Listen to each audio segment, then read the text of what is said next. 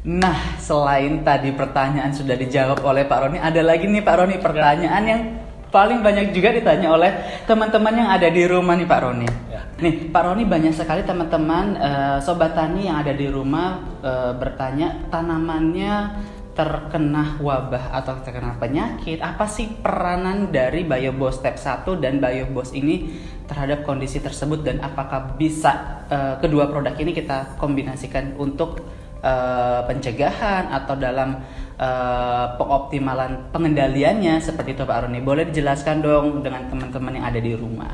Baik, jadi begini Pak Angga, dengan penggunaan Biobos Step 1 dan Biobos ini itu berfungsi untuk pencegahan, artinya preventif ya. Dari awal pengolahan tanah kita sudah anjurkan menggunakan Biobos Step 1 dan Biobos. Nah itu dari tahap pengolahan tanah. Untuk apa? Untuk menghindari virus-virus, bakteri-bakteri yang merugikan ya, residu-residu pestisida, residu-residu dari herbisida ya. Nah, itu biar terurai dulu oleh kinerja dari bakteri yang ada di dalam Biobos. Itu tahap awal sebelum penanaman. Ya, ini harus diketahui dulu. Nah, yang kedua adalah, nah ini bisa mengatasi ya penyakit tanaman yang berasal dari jamur. Ya, nah biasanya itu datangnya dari mana? Dari pupuk kandang. Ya, pupuk kandang petani itu kadang-kadang suka lengah. Ya, tanpa difermentasi dulu dari kandang langsung diberikan kepada tanaman.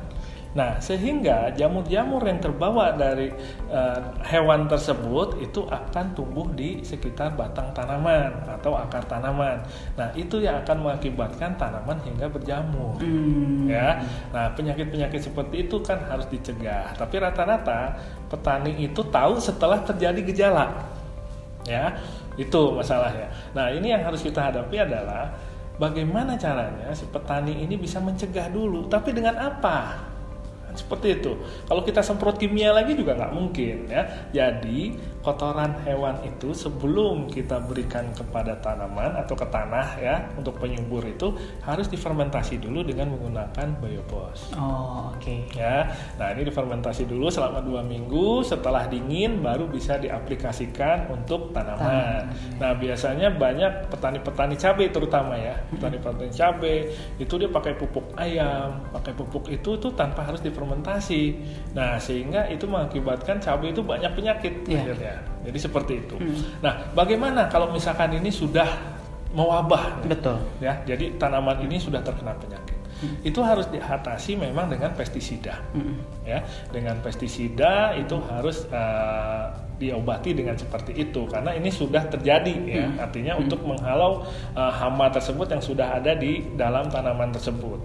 Nah, tapi jangan lupa juga dengan penggunaan pestisida ini juga harus ya bagi para petani ini atau bagi mitra-mitra keling ini harus menggunakan Biobos. Kenapa? Supaya residu pestisida tadi tidak mempengaruhi ke tanaman atau ke tanah.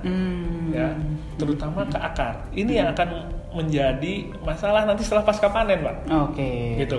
Banyak produk-produk kita tidak diterima oleh pasar, ya, terutama pasar-pasar organik maupun ekspor ya, karena masih terkontaminan adanya residu pestisida atau residu kimia. Bahan kimia. Nah, itu akan bisa diuraikan dengan menggunakan Biobos. Jadi tidak masalah mau pakai pestisida apapun ya yang cocok untuk tanaman tersebut asal bersamaan dengan menggunakan Biobos. Dikasih jeda penggunaannya atau dikasih jeda? Dikasih jeda. Biar efektif dulu.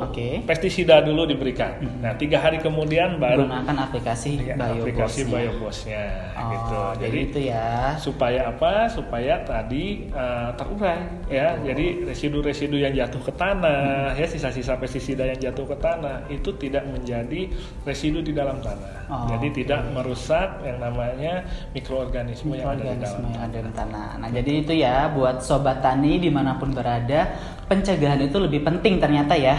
Betul ya Pak Roni ya. Gunakan Biobos Step 1 dan Biobos. Ya, karena pada saat lahan ini sudah bagus, maka semua bakteri atau jamur-jamur jahat ini juga nggak akan berkembang biak.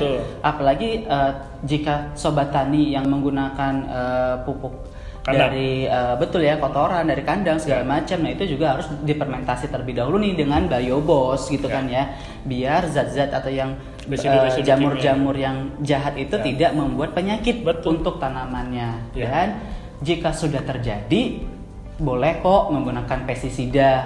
Cuman untuk mengikat dan menguraikan atau mendetoks zat-zat kimia tersebut agar lahannya tetap subur maksimal, gunakan juga biobosnya.